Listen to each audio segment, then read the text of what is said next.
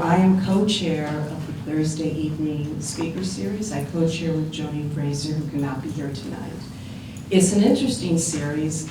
It's relatively new, and it features local, remarkable, accomplished women talking about their personal journey of challenges and achievements.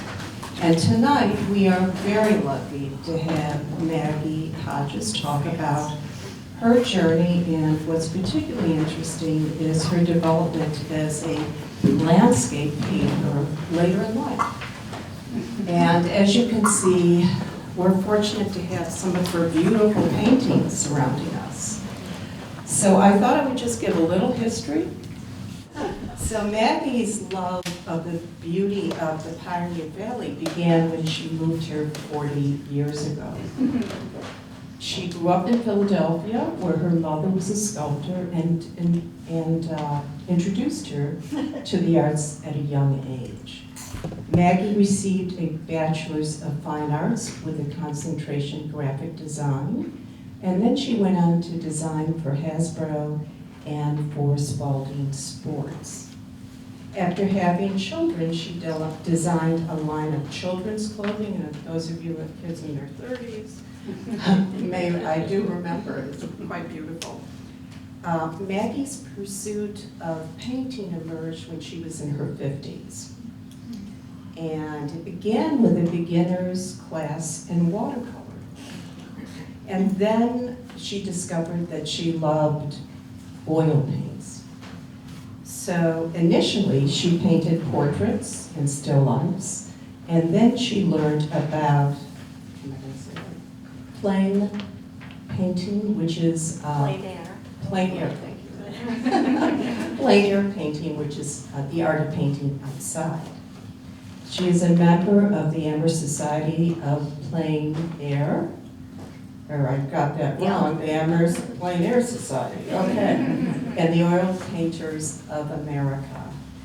And she's had numerous solo and group exhibits, and actually in February she has a wonderful exhibit that's part of the art gallery of the general store in the Mill District. So I would encourage you all to go see it. I sort of had a sneak preview, and it's really lovely.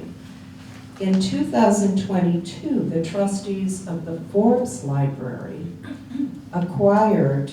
Well, you can back up because you're like taking my whole spiel.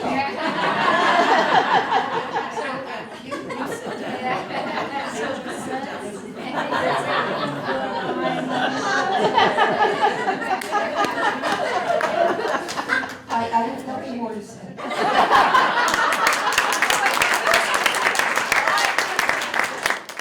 I want to thank the Women's Club for inviting me to speak, and I never imagined that I would be before a group of people speaking about my painting.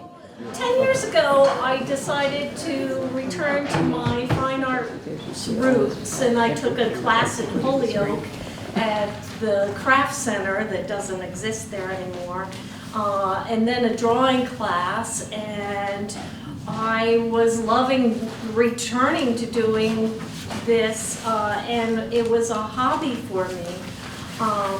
But art has always been a huge part of my life.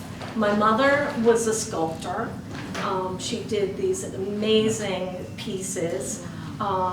She worked at clay and had them bronzed. She did a lot of wood links. Not my favorite of her works, but but these sculptures were just amazing. And she never sold any of her pieces. She just filled her houses with them.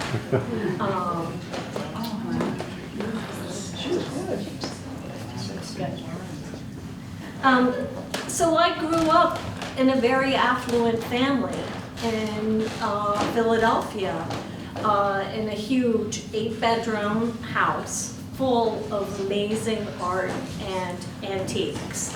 And so this photograph I took when I was about 16 of our TV den with my mother's sculpture, and she had set up the vase with the branches and the Tiffany lamp, standing Tiffany lamp that had been handed down, and we had to sell that. So here's the living room of the house. You know, you see the sculptures on the floor and all over the place. And every room was like this in the house. And then here's our dining room set up for a meal. So I had 5 brothers. And me. Only 4 are shown there. I'm that little wobbly one. And people have always said, oh, you must have been the princess. Well, unfortunately, that wasn't the case. Both my parents were severe alcoholics. And my upbringing was be considered abusive. Physical fights between my mother towards my father were common. And thankfully, shortly after these photos, because my father took the photos and my mother never took any photos. So this was the end of any photos of us. So thankfully they divorced, and my father got cleaned, but my mother continued to drink. And she was a combative drunk, and would pick fights. And my brothers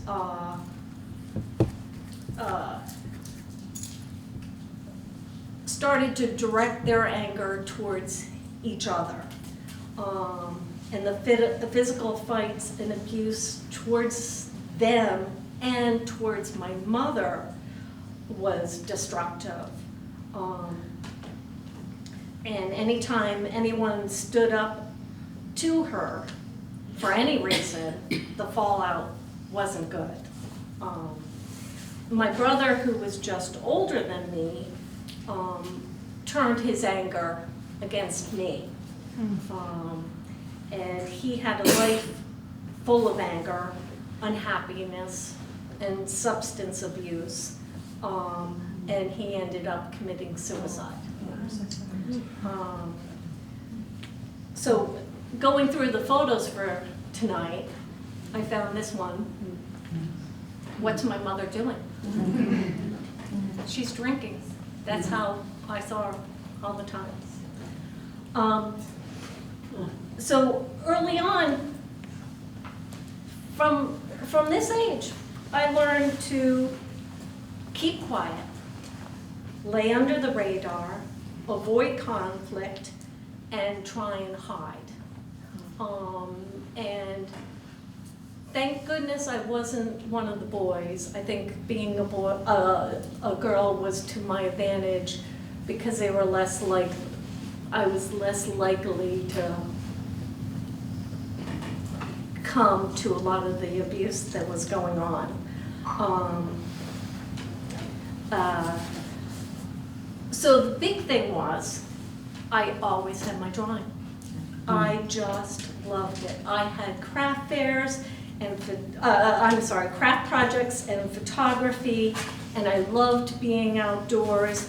And my entire summers were at sleepaway camps. And when I was not away at sleepaway camp, I was outside all day long until the cowbell rang, and we had to come in at night.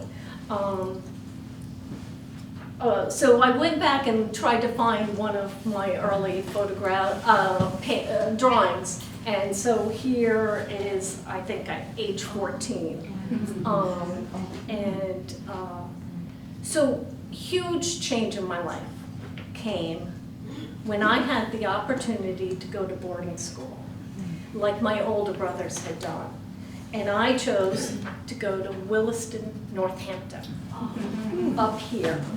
And I chose it because of the famous illustrator, Barry Mosher, who was a teacher there. I believed that saved me. It was my escape from the destructive environment that I was in. I was fed, and I was happy.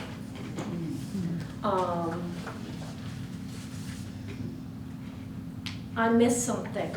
I'm backing up. So I went to school, to kindergarten, and I flunked out. I don't know of anybody who's flunked out. I had no social skills and no academic skills. And I wanted to just sit in the corner, and I didn't interact or play with anybody, and they couldn't pull me out of that. And I would say that was my whole elementary school that continued through. And so that's why boarding school was so huge to me. So at boarding school, it was the first time I made friends, and I loved the art and calligraphy classes. And so here's some of the drawings I did at like 15. In Williston, I did printmaking, and I'll wait on that one. So I was awarded Outstanding Senior Artist, which was huge for me. It's like, I can do something. So then I went to college, and I wanted to be an illustrator. Makes sense. And I got to college, and I had almost no assistance with the whole college process. I had to, for the first day of college, find my own way to get there. I was in tears. My brother stepped forward and said he would bring me up to college. But I didn't know after the first year of art fundamentals that the illustration school was the only school in the College of Art that required students to apply to it. I applied with these pieces of artwork, and I was rejected. It was some of my photographs that I was doing. I pulled out this photograph. I'm like, it looks like a painting. But that was huge blow. Very disappointing. So then I chose to go into graphic design instead. And so this was my senior project. And my professor told me he thought it was one of the most outstanding of the senior class. So those, beautiful. It was this project, I think, that got me my first job for Hasbro, the toy company. And Hasbro was so much fun. My Little Ponies, and doing designs for different things, glowworms. So this is a licensing kit, and back then we didn't have computers. So the top one is me doing the drawing of the concept I came up with for this licensing kit. And then we hire a professional illustrator, and down below is the final product.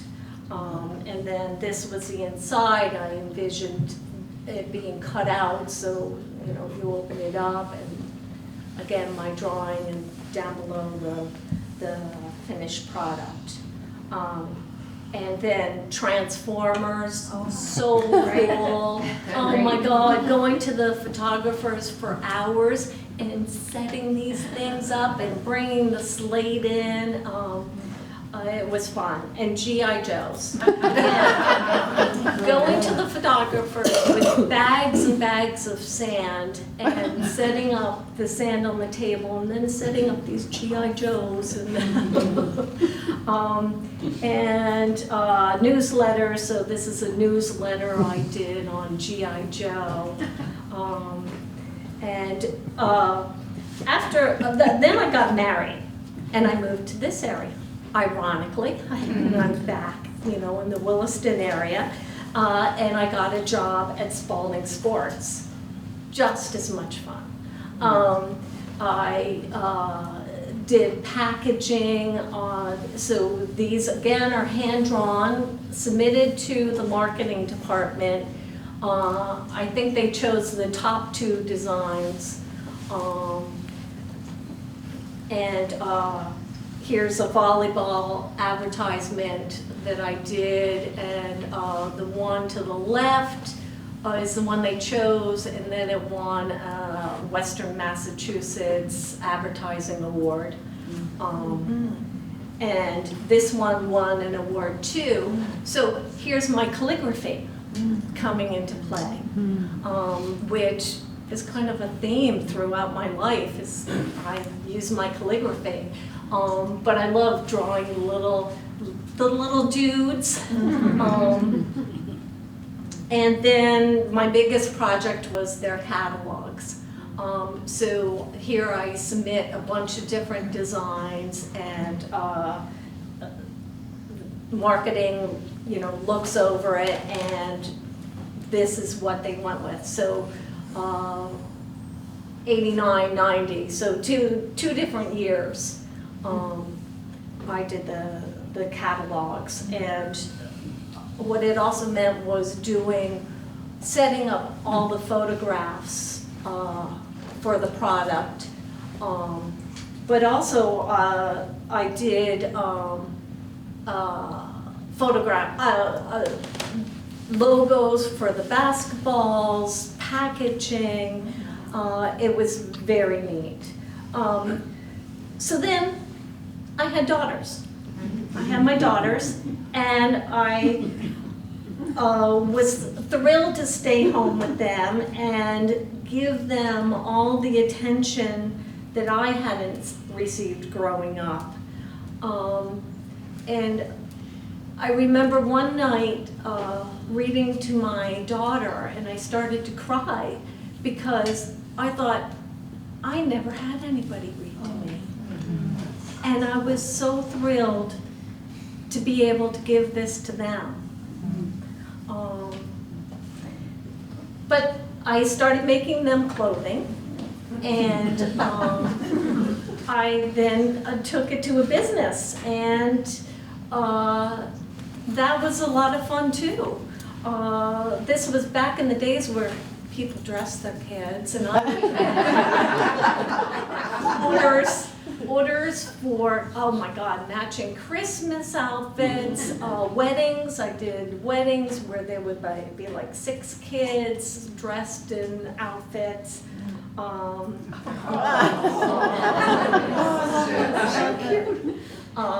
Lynn is in here. Yeah.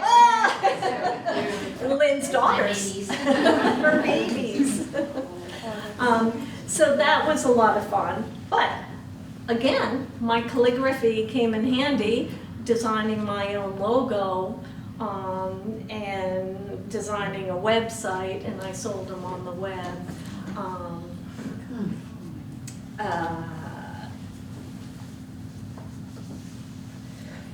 So after my kids were grown and my parents had passed, I folded my business and I started taking the painting classes. Back up, why, okay, well, no, I did logos, this is out of order, but I did logos, Amherst Pilates here. So I did the classes. I took the watercolor class, which I did not like, but then I took a drawing class in Holyoke, and I'm like, I can still do this. Okay, I still got it. And then I started painting portraits. Is that a pastel or Oil. oil. This is when I switched to oil, and I loved oil. Anybody recognize? Yes. Friend of ours. So I did these portraits, and I didn't want to paint anybody but somebody I knew. You know, people are like, oh, you should do commissions. No, I had no desire to do that. So here's my sister-in-law and my nephew. And some of the still lifes I did. I've never sold a still life. I have all these still lifes and so this was my first show. Lynn and Brian came to it at the Amherst Chamber of Commerce, and I sold my one of my first paintings there. But it was around this time that, I still have a few of the still lifes I did. So it was around this time that I found out what plein air is, which is a French term for painting outside in the open air. And I joined the Amherst plein air group thanks to Suzanne, who founded it and runs it, and a lot of my plein air friends who are here tonight. That really changed my life. Plein air was a huge challenge for me. I did fine plopping something in front of me, but plein air was out trying to figure out what to paint, what to leave in, what to leave out. I enjoyed the struggle of trying to master it. So then Suzanne and I did a painting event in Essex, Mass. And there was a week long of 40 professionals from around the country who came to paint. And the last day of that event, they call the quick draw, which anybody can go and sign up for. And Suzanne and I went and did it. So you have your canvas stamped, and you go and find a spot in town, and they blow a horn, and you pick up your brush, and you have 2 hours to paint. It's like, there's no way I'm gonna do this, but it's so much fun. It was like, I didn't care. And so after the 2 hours, they blow the horn, you put your brush down, and then you have to quickly put your painting in the frame that you brought with you, and you hand it into them, and they spend some time putting it on display. And Suzanne and I went off to see what the professional artists had painted that entire week. And when we came back, we went looking for our paintings in the room. Mine wasn't there. I was like, wait, so Suzanne is like helping me try and find my painting. It's not there. And I'm like, how can they not, put it up? And so I go to the front desk and I'm like, I submitted my painting's not here. And she's like, well, it's sold. I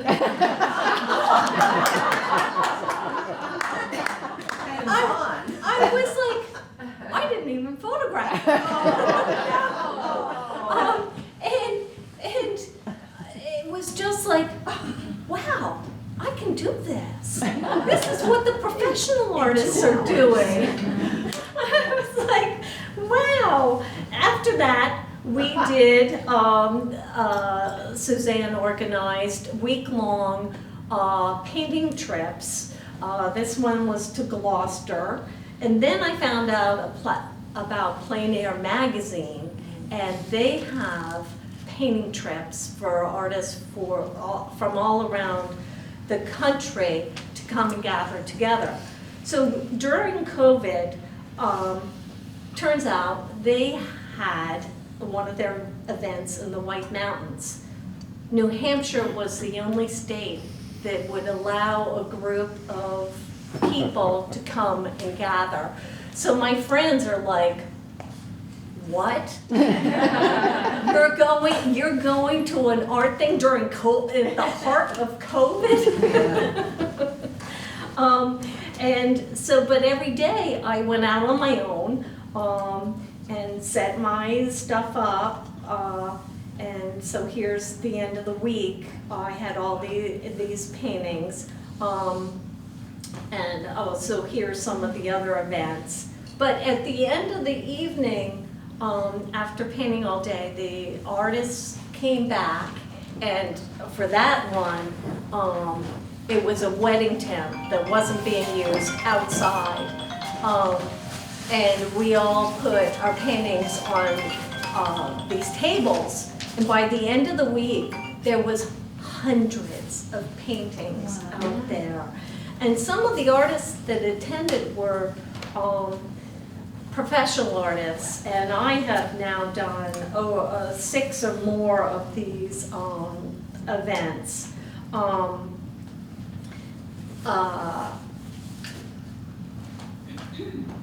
So it was at this time that I was like, I want to be like these artists.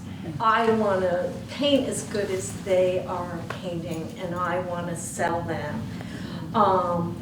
And okay, well, what do I have to do to make that happen?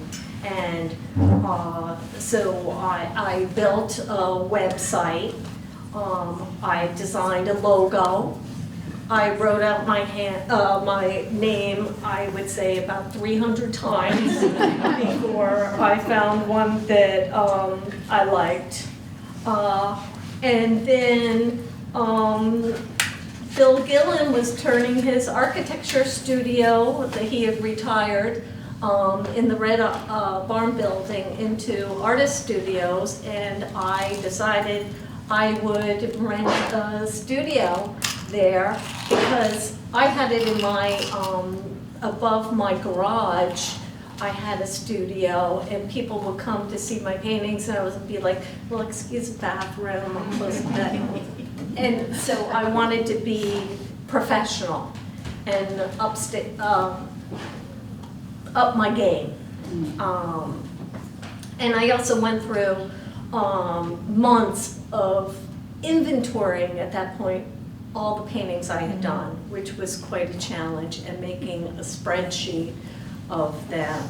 And every once in a while I'm like, oh, I forgot about that painting. So-and-so has that painting, whatever it is. But so one winter evening, I'm driving through Northampton, and the lights looked amazing. And I took this photo. And the next day, I did a little painting sketch. Oops, painting sketch is gone, out of order. I did a painting sketch. And from there, decided to do a large painting. And there's the painting sketch, out of order. There's a painting sketch, and then I decided to do the painting. And I included that in an exhibit I had at Forbes Library of about 35 paintings. And as I'm hanging the painting, the school group comes by, little kids, and they're like, oh, look, oh, that's the bridge, that's Northampton. And I was kind of like, oh, that is so neat, that's what it's about. And I just like envisioned Fitzwillies or something, buying this painting. But after the show, I brought the painting home and tucked it away, and then Forbes Library contacted me and said that the trustees were interested in it, and would I come and make a presentation to them about it. I was like, okay. And I did. And then they said, well, we need to vote on it.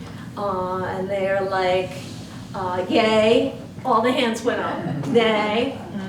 And decided, would you mind leaving the painting here? I said, no, you're buying it, you know, no. And they said, okay, well, we're all going downstairs. I'm like, okay, so we took the painting downstairs, and they had already cleared a spot in their main room with a hook hanging there.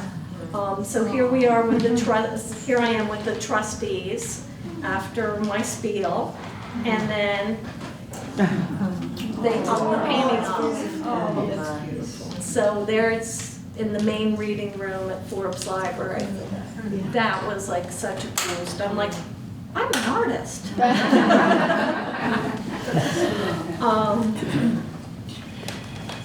So I've done lots of painting trips at this point. So here I am in the Adirondacks. And it has its challenges. So here I'm set up to paint, and what happens? It starts to rain. But thank goodness I had a pop-up tent. And so here I am doing the painting, and there's the finished painting. And here, again, painting out in the Adirondacks, Maine. I was up in Maine doing this. Here is, I gotta include this, the plein air group, which a bunch of them are here tonight, which is nice. And we did a week-long painting trip last year to France. That Suzanne and David had organized and made happen. And that was very neat. So here we are in France painting out. So my brother has a house in Vermont. He lives in New York, but he has a house in Vermont. He's like, you're welcome anytime to go up and paint my quarry in the backyard. And he wasn't there, but so I drove up to Vermont, and here I am. I set up right there. Rocks are not easy to paint. The painting did not work out. So behind me is steep cliff. There's a fence there, steep cliff, drops down 50 feet with the stones on the other side, the marble stones on the other side. And I'm painting away, and who comes along? It was like, I'm like, what do I do? And oh my God. Here he is, he's yawning. He's like, I'm like, oh my God. People were like, you must have been terrified. Actually, I wasn't. It was, then he's like laying down, he's like ready to take a nap. I'm like, you gotta be kidding me. I can't stay here all day while I take a nap. So here he is in the far corner, and down those steps is my car. So, but finally it was like 10 minutes before he just meandered off. I was like, the adventures of painting outdoors. So people have asked me about, my process and how I come about. Here are sometimes. Do I have a process, Suzanne? Do I have a process? It's all over the place. It's in process. Sometimes I do drawings. Sometimes I jump right into it. So here I did a whole bunch of charcoal drawings, which a bunch of them became paintings and have sold, actually. This painting I'm still struggling with, but I like the drawing.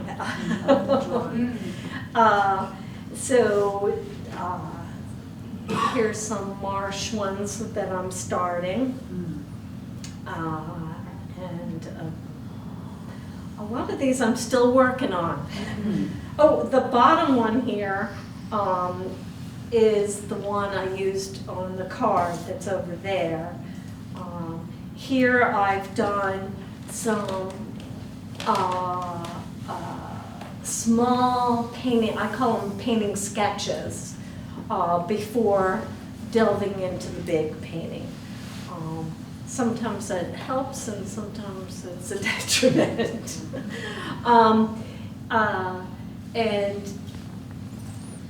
so then I do these paintings and I'm constantly comparing my paintings to the professional ones. And I'm like, why isn't it as good as what the professional's doing? And I want to make it as good as that.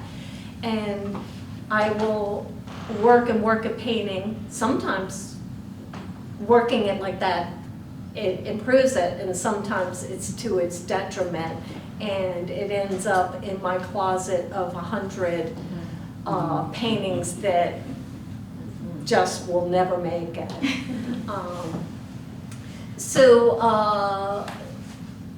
December, the Mill District, the gallery at the Mill District, sent an email to me, to a bunch of artists, I assume, saying we will offer the front gallery space to an artist who is willing to donate part of the proceeds to a local organization. And I quickly put a proposal together, and I'm on the advisory board for Family Outreach of Amherst. And I said I would be willing to do this and donate a percentage to them, and they said, okay, well, you need to hang this show in a couple weeks. This is right before Christmas. I was just out straight, trying to put it together. I had paintings in the process, so I had to finish the paintings, then I have to frame them, and I have to photograph them, and I have to figure out which ones to include in the show. And then I had to design and produce a postcard and a mailing. But so this is now hanging. A bunch of these paintings I thought we would have here tonight, but they're at the Mill District. And so February 2nd, there's a reception for the paintings and for a family outreach, and I hope you guys can come. So I want to give a huge thank you, first of all, to all those people who have purchased my paintings. A number of them are here that support me in what I'm doing. And then to Plein Air Society. I would not be here today if it wasn't for them and teaching me about this, and it has been very neat. And then to the businesses that have let me hang my paintings and sell them now. So that's it.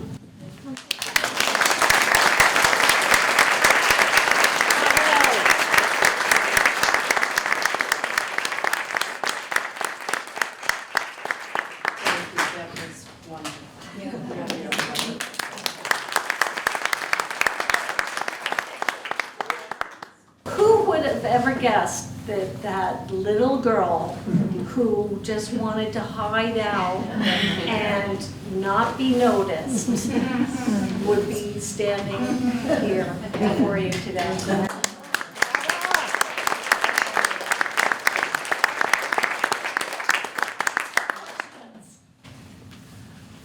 You mentioned that you went to college. What college did you go to? Syracuse University has a School of Art, Crafts College. So I looked at the art colleges and I thought that I wanted a whole university. And that I would get a broader education that way. Turns out that wasn't the case. It wasn't the case at all. And when I got there, I thought I could take psychology classes and marketing classes. No, You can only take art classes. And that was a big bummer. I didn't realize that.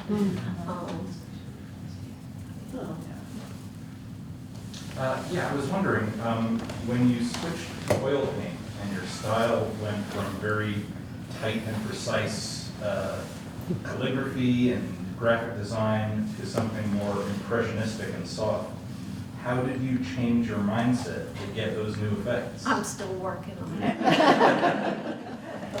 It's not easy. As some of my fellow artists know, I battle with it. Sometimes I'm like, oh God, I'm getting too tight. And I want to get looser and more impressionistic, a little more abstract, more painterly.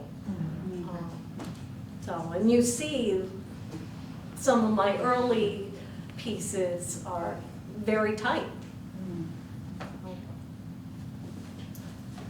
So it's interesting, you said sometimes you have all these unfinished paintings, and how do you possibly let them go and put them down, start something else, and then you come back to it? Like, when do you know it's done, or like how do you walk away from that? It's a struggle. It's a struggle. But actually, sometimes I go into my closet and I pull out these paintings from a couple of years ago, and I'm like, ah. I pull out the saw, and I saw it in half. I like painting on board for that reason, and because the board is very sturdy. Canvas will rip, and but it also gives me that opportunity to make adjustments. And I've been known to have a painting done, yet I have this beautiful frame and I put it on the pan. Well, I'm cutting the painting down, the frame. And I have thrown some paintings away. You know, I finally get to the point where I'm like, okay, they gotta go. But I still have a lot. How did the trip to France change you, or did it? The trip to France was really neat. I would say it was hard to paint and tour because there was so much we wanted to see that, but it was an amazing experience. And David just was like, we have to eat. He was right. Oh, yeah. Food was amazing, and we had a great group of people. So. Got another question. Did you learn to do your own framing? Did you do that yourself? I started doing my own framing, and it wasn't working for me. It just didn't look good. And so part of that step up with me building a website and getting a studio, I decided I had to invest in good frames. And we're talking many thousands of dollars in the frames that I have purchased. But it makes a difference. You know, when I had the frames I made myself, they looked cheap. They looked homemade. And now people look at the painting and they're like, well, that's professional. So actually, this painting right here was one of my homemade frames, which works well on a larger painting, but doesn't work well on a small painting. And then the snow scene is my more standard professional frame that I'm using nowadays, and sometimes gold frames, no, the champagne colored frames. Have you ever taken a lesson? Oh, I have taken, so after the plein air event in New Hampshire, and I wanted to get good, I took so many workshops and with famous artists, and was studying online. So yes. At one point, you made a leap from commercial art art to fine art. You were an illustrator from childhood until pretty much into your adulthood. Yes. You were commercial art. You were an illustrator. That's how you conceived yourselves. I was a graphic designer. Yeah. I wanted to be an illustrator, but that didn't happen. What made you jump? What happened in your life that facilitated the jump to fine art? Well, my parents had died. I had stopped my business. I was a little more financially secure, and so I could take these art classes. I had the flexibility to do that. And so it kind of grew from there when I had that freedom.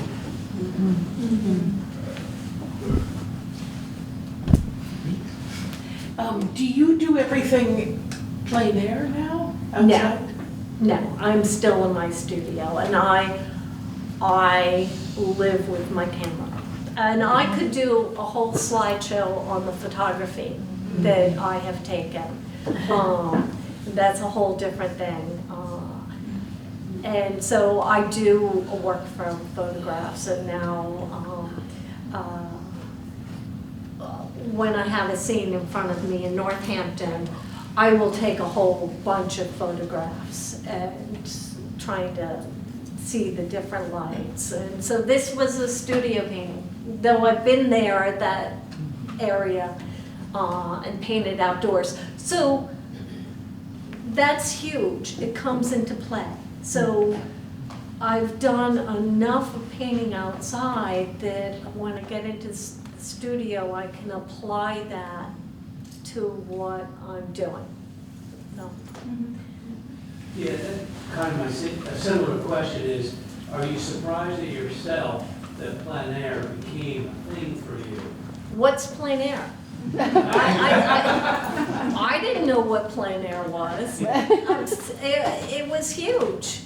And I was such an outdoors person. Before this, I was like kayaking and hiking. And as a little kid, I just lived outside. So this just feels like an extension of what I had been doing all my life. And to then produce something out of it, which is fun.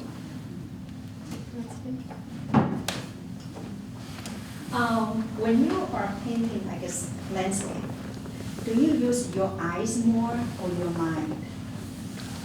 My eyes, I would say, yeah. And my art friends know that when we have like 9 o'clock, we're gonna meet in Northampton to paint. I always get there half an hour, 40 minutes early, and I walk around and I'm taking photographs, and then they arrive and I set up because I just have to kind of digest it and see what is speaking to me. And then try and work out a composition in my head and take it from there. What are the challenges? Is there like a time limit, like you have to finish today? You have to finish before the light changes?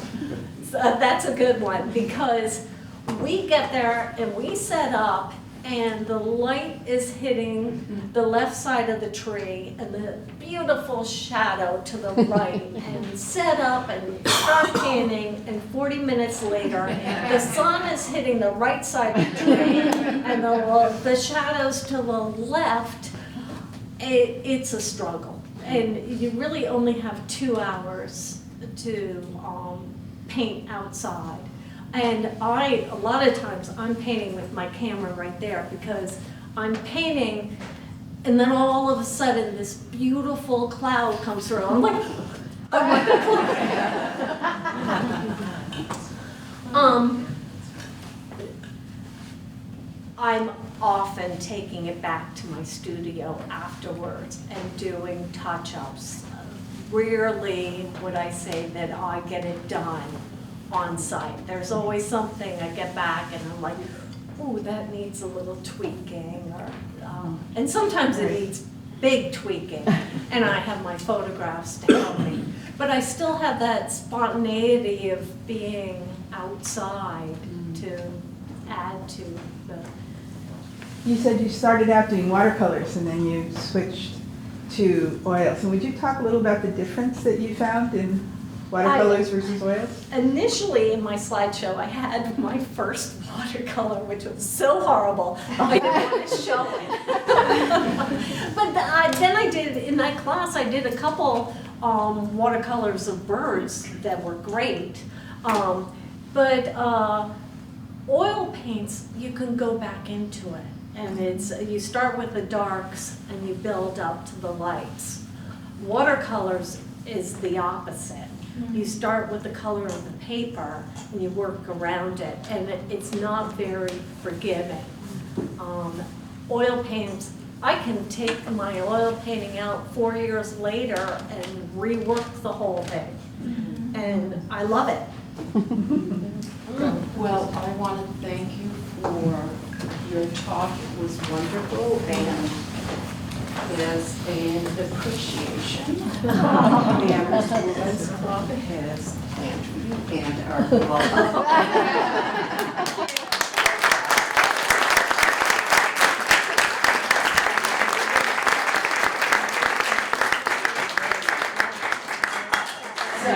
I hope you all take a little time to look at the paintings. I also wanted to announce that we have 2 upcoming events. We have on February 8th, Badia Novet, who is a diversity specialist. And on March 14th, we have Dr. Kate Atkinson, which many of you know. She is a local family medicine practitioner. So I hope you come to those events, and thank you for coming. Thank you.